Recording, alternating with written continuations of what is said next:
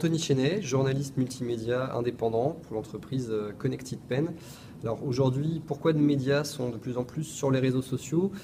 Ça vient d'abord de la pratique de consommation de l'information qui aujourd'hui passe de plus en plus par ces réseaux, notamment Facebook, qui a une forte progression encore aujourd'hui sur de la consommation d'informations. C'est-à-dire que de plus en plus on passe d'un outil qui servait à se renseigner sur ce que font les proches à un outil qui sert pour de la consommation d'informations et qui est fait pour.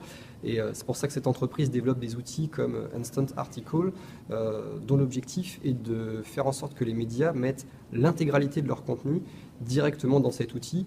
De la même manière que Uber est la plus grande entreprise de transport au monde, ou que Airbnb est la plus grande entreprise d'hébergement au monde, Facebook est déjà et sera de plus en plus celle qui héberge des contenus de médias dans le monde et qui sera le prisme par lequel on va s'informer de plus en plus dans les années qui viennent.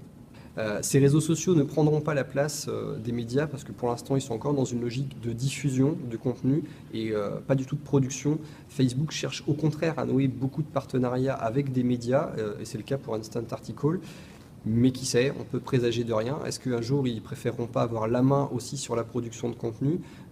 Donc effectivement, il faudra rester vigilant à se dire si on laisse la main à d'autres sur la diffusion, est-ce qu'on ne sera pas un jour dépendant de ces acteurs? Est-ce qu'ils ne pourront pas demain nous imposer des conditions? Mais aujourd'hui, on peut se dire en tout cas qu'il est compliqué de faire sans.